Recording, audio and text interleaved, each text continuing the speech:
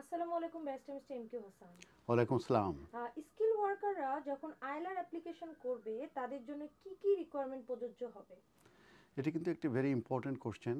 আমরা জানি যে যারা স্কিল ওয়ার্কারে 5 বছর স্পেন্ড করবে তারা কিন্তু এলিজিবল হবে to make an application for indefinite leave to remain in the UK. এবং এই অ্যাপ্লিকেশন করার সময় কিন্তু যে রিকোয়ারমেন্টস আছে এবং যে যে ডকুমেন্টগুলো সাবমিট করতে হবে সে বিষয়গুলো নিয়ে আমি এখন আলোচনা করব। তো প্রথমে যেটা হচ্ছে যে তাদেরকে অবশ্যই 5 ইয়ার্স স্পেন্ড করতে হবে অন স্কিল ওয়ার্কার। তবে এটা কিন্তু কম্বিনেশন হতে পারে এবং বেশ কয়েকটি ক্যাটাগরি আছে যেটা মূলত ওয়ার্ক ভিসা ক্যাটাগরির ভিতরে পড়ে। তার ভিতরে স্কিল ওয়ার্কার তো বলেছি, এটার সঙ্গে যদি কম্বিনেশন হয়, মিক্স হয়, 5 ইয়ার্স, কেউ যদি স্কিল ওয়ার্কার থাকে আবার টিয়ার 2 জেনারেলে থাকে কিংবা টিয়ার 1 ইনভেস্টর, এগুলো যদি মিক্স স্পেন্ড হয়ে থাকে তাহলে কিন্তু তারা 5 ইয়ার্স হয়ে যাওয়ার পরে তারা কিন্তু এলিজিবল হবে to make an application for indefinite leave to remain in the UK. এখন এই indefinite leave to remain in the ইউকের বলতে কী বোঝায়? Indefinite leave to remain in the UK বোঝায় যে ইউকেতে পার্মানেন্টলি সেটেলমেন্ট হওয়া এবং তারা ইউকেতে তারা থাকতে পারবে, কাজ করতে পারবে এবং যেসব পাবলিক ফান্ড আছে সেগুলো তারা নিতে পারবে এবং সেক্ষেত্রে কোনো রকমের কোনো রেস্ট্রিকশন থাকবে না। এটাকে বলা হয় সেটেলমেন্ট বা indefinite leave to remain in the UK. এখন আমি বলবো যে কী কী রিকোয়ারমেন্টস এই সেটেলমেন্ট কিংবা আইলার অ্যাপ্লিকেশনের সময় প্রয়োজন হয় যখন তারা স্কিল ওয়ার্কারে কিংবা কম্বিনেশন অফ যে ওয়ার্ক ভিসাগুলো আছে সেটার 5 ইয়ার্স স্পেন্ড করার পরে। প্রথমে যেটা হচ্ছে যে তাদের মোস্ট রিসেন্ট যে পারমিশন, এটা অবশ্যই তাদেরকে skill worker or tier 2 general route হতে হবে। তার মানে যখন তারা অ্যাপ্লিকেশন করবে সেই মুহূর্তে কিন্তু তাদের স্কিল ওয়ার্কার কিংবা টিয়ার 2 জেনারেল রুটে তাদেরকে থাকতে হবে। এরপরে যেটা আছে যে তাদেরকে কিন্তু আর নতুন করে এই যে সুইচ করার দরকার নেই ফ্রম টিয়ার 2 জেনারেল থেকে স্কিল ওয়ার্কারে। কারণ এই স্কিল ওয়ার্কার যখন ইন্ট্রোডিউস করা হয় 2020-তে, এর আগে কিন্তু টিয়ার 2 জেনারেল ছিল। অতএব কেউ যদি টিয়ার 2 জেনারেলে থেকে থাকে তারাও কিন্তু এই 5 ইয়ার্স কমপ্লিট করার পরে তারা কিন্তু সেটেলমেন্ট এর জন্য এলিজিবল হবে। সেক্ষেত্রে তাদেরকে স্কিল ওয়ার্কারে কিন্তু সুইচ করার প্রয়োজন নাই। এরপরে যেটা রিকোয়ারমেন্টস আছে সেটা হচ্ছে যে তাদের অ্যাবসেন্স দ্যাট মিনস এটাকে কন্টিনিউয়াস রেসিডেন্স বলা হয়, যে তাদের যে 5 বছর তারা প্রত্যেক বছরে 180 ডেজের বাইরে ইউকে ছিল না, এটা কিন্তু তাদেরকে কিন্তু প্রমাণ করতে হবে। এবং সেই ক্ষেত্রে তাদের যে ট্রাভেল হিস্ট্রি আছে সেই ট্রাভেল হিস্ট্রিটা কিন্তু তাদেরকে দিতে হবে, যে কত তারিখে তারা ইউকে থেকে গিয়েছে এবং কত তারিখে তারা রিটার্ন করেছে, এবং এইটা প্রত্যেক 12 মান্থসে 180 ডেজের বেশি হতে পারবে না, সেক্ষেত্রে কিন্তু সমস্যা হতে পারে। এরপর পরে হচ্ছে knowledge of life in the UK. তো অ্যাপ্লিকেন্টকে কিন্তু এই যে রিকোয়ারমেন্টস এটা কিন্তু অবশ্যই মিট করতে হবে, যেটা হচ্ছে knowledge of life in the UK. এটা একটি ম্যান্ডেটরি রিকোয়ারমেন্টস। তবে তাদেরকে যে English language requirements for settlement সেটা কিন্তু তাদেরকে মিট করার প্রয়োজন নাই। এর যে ডিফারেন্সটা আমরা বলি সেটা হচ্ছে যে ইংলিশ ল্যাঙ্গুয়েজটা লেভেল B1, এটা কিন্তু তাদের স্যাটিসফাই করার প্রয়োজন নাই, যেটাকে বলা হয়েছে English language requirements for settlement, এটা প্রয়োজন নাই। কিন্তু তাদেরকে অবশ্যই মিট করতে হবে knowledge of life in the UK. তার মানে লাইফ ইন দ্য টেস্ট কিন্তু তাদেরকে পাস করতে হবে এবং এই সার্টিফিকেটটা কিন্তু তাদের অ্যাপ্লিকেশন জমা দিতে হবে। এরপরে যেটা আছে যে তার যে স্পন্সর লাইসেন্স হোল্ডার যে এমপ্লয়ার আছে তাদেরকে অবশ্যই হোল্ড করতে হবে স্কিল ওয়ার্কার লাইসেন্স। তার মানে যখন সে অ্যাপ্লিকেশন করবে তখন তার এমপ্লয়ারের লাইসেন্স, ভ্যালিড লাইসেন্স তাদের আছে। আর স্পন্সরের কাছ থেকে কিন্তু একটা কনফার্মেশন নিতে হবে, একটা লেটার নিতে হবে তাদের লেটার হেডে, এবং সেখানে তারা কনফার্ম করবে যে অ্যাপ্লিকেন্ট তাদের সঙ্গে কাজ করছে, তার স্যালারি কত এবং তার জব টাইটেল কী, এবং ইন ফিউচারেও সে ওখানে কাজ করবে এবং ওই এমপ্লয়ারের প্রয়োজন রয়ে গেছে ওই এমপ্লয়িকে, দ্যাট মিনস ওই অ্যাপ্লিকেন্টকে তার ওই কোম্পানিতে কাজ করার জন্যে, ওই পোস্টের জন্যে।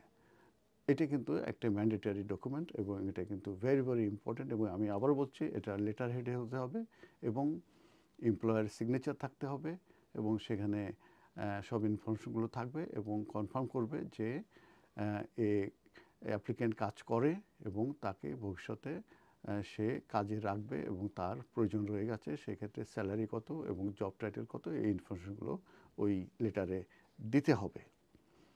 আর এই অ্যাপ্লিকেশনের সময় নতুন করে কিন্তু আর কস্ট দেওয়ার প্রয়োজন নাই।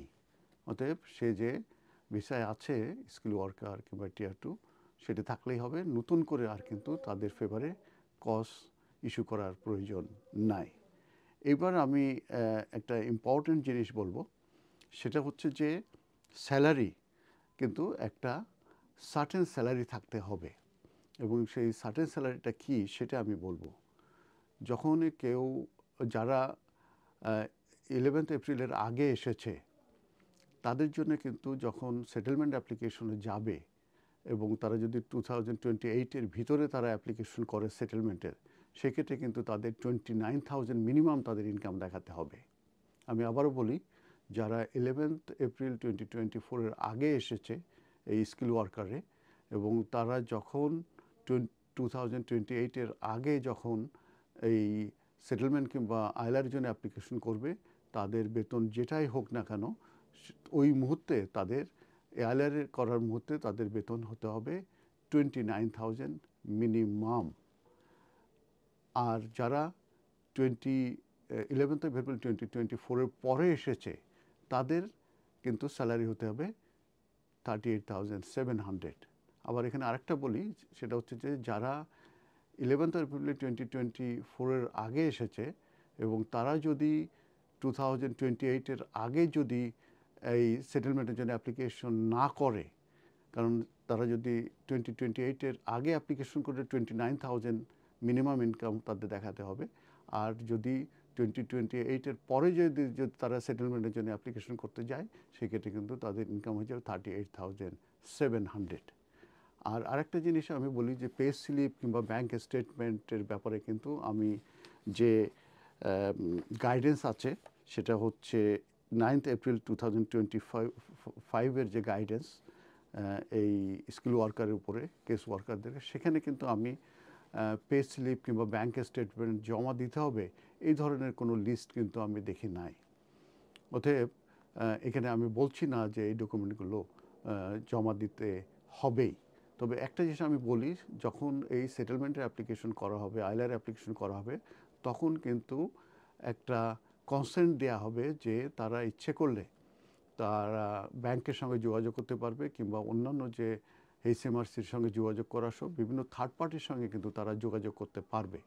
অতএব যখনই কেউ ওই কনসেন্ট লেটারটা সিগনেচার করে ওইটা কিন্তু আপলোড করে দিতে হয় এই অ্যাপ্লিকেশন সহ অন্যান্য সাবমিটেড ডকুমেন্টের সঙ্গে, তখন ওই কনসেন্ট লেটার যখন হোম অফিসের কাছে থাকবে, তারা কিন্তু ইচ্ছে করলে HMRCর সঙ্গে কিন্তু যোগাযোগ করতে পারবে কিংবা ব্যাংকের সঙ্গে তারা যোগাযোগ করতে পারবে এবং তারা কিন্তু ইজিলি ফাইন্ড করতে পারবে, তারা যদি মনে করে যে এ প্রপার স্যালারি তার ব্যাংকে যাচ্ছে কিনা কিংবা সে ঠিকমতো ট্যাক্স দিচ্ছে কি না। অতএব এই ক্ষেত্রে আমি এটাও বলবো যে যারা এই স্কিল ওয়ার্কারে আছে, তারা চেষ্টা করবেন আপনারা আপনাদের এমপ্লয়ের কাছ থেকে, কোম্পানির কাছ থেকে ডাইরেক্ট আপনার অ্যাকাউন্টে পেমেন্ট নেবেন, স্যালারি নেবেন এবং আপনারা পে স্লিপ নেবেন। তাহলে কিন্তু আপনারা সেফ থাকবেন।